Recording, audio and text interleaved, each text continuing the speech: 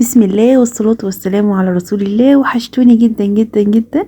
شايفين بقى البسبوسة المرملة الرهيبة اللي لونها حلو، حوار حلو قوي قوي قوي، وطعمها جميل جدا غير البسبوسة التقليدية اللي بنعملها. دي بقى سهلة جدا، ولو أول مرة ليكي تعملي البسبوسة هخليكي أستاذة فيها وهتطلع معاكي حلوة جدا جدا، وطعمها والكرملة بتاعتها حلوة جدا جدا جدا، من غير زبادي بقى ولا لبن ولا مكونات كتير، بمقادير مظبوطة كده. تعمليها معايا واحدة واحدة وهتطلع معاكي. شايفة الصينية عاملة ازاي، وشايفة حلاوتها، شاربة الشربات بتاعها، مرملة الشربات بتاعها مش كتير، حلوة جدا جدا. يلا بينا نشوف الطريقة مع بعض ازاي. معايا هنا كوبايتين وربع من السميد. انا ما حطيتش فيها جوز الهند، لو عايزه تحطي جوز الهند حطي بدل الربع كوبايه، حطي يبقى كوبايتين سميد وربع كوبايه جوز الهند، وعليها نص معلقه من البيكنج باودر. بس كده، وقلبي المكونات الجافه مع بعض. تعالي بقى في صينيه على النار، حط كوبايه من السكر وعليها ربع كوبايه من الميه.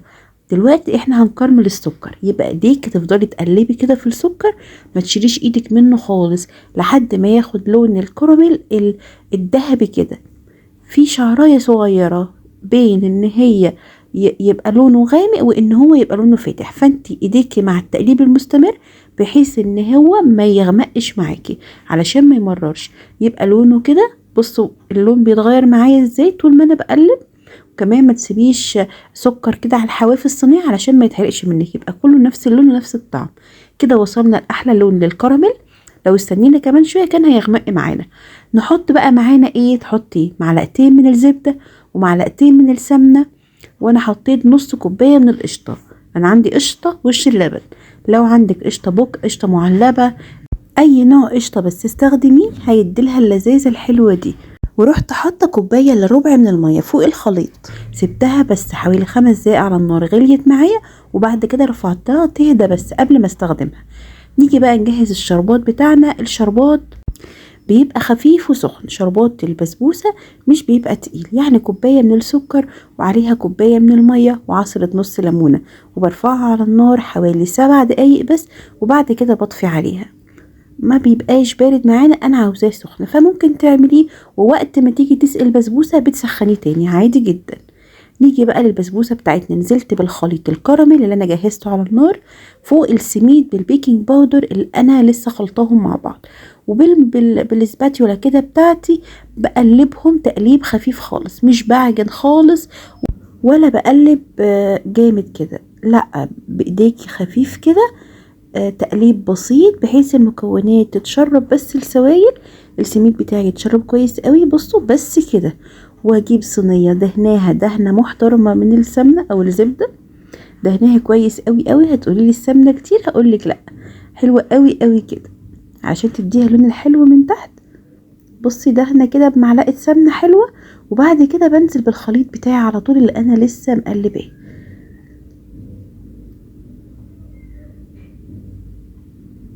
نزلت بيه بقى كله في الصينية بتاعتي، ابدأ اقلبه. طبعا حجم الصينية على حسب انتي عاوزة البسبوسة بتاعتك سميكة ولا حجمها رقيق زي ما انتي بتحبيها. بايديا كده كام خبطة هتتساوي معايا وهتتفرد في الصينية وهتبقى حلوة جدا جدا.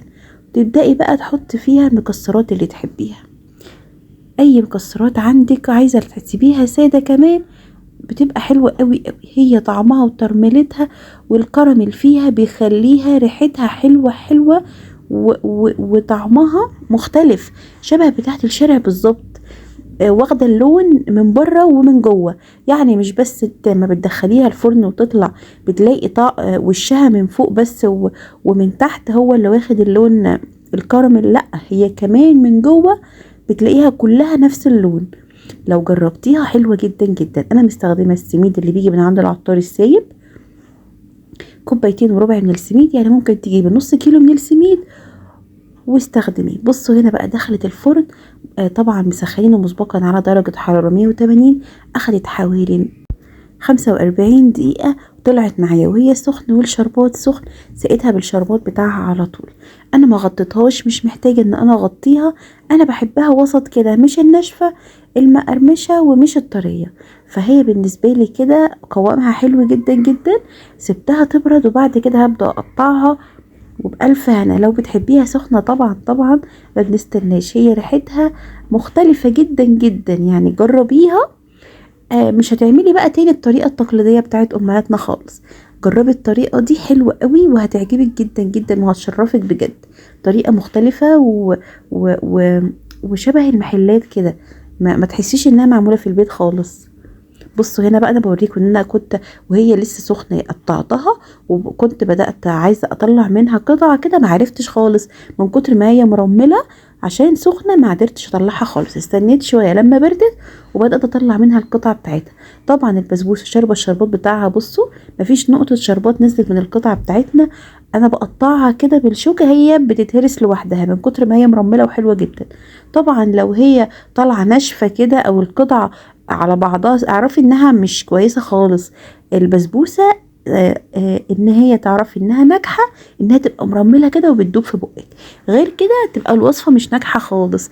بصوا الحلاوة، بوريكم كل اللون بتاعها واخداه من كل ناحية، من فوق ومن تحت حتى من جواها نفس لون الكراميل. خطيرة خطيرة، جربوها وما تنسوش تكتبوا لي رأيكم في الكومنتات. والسلام عليكم ورحمة الله.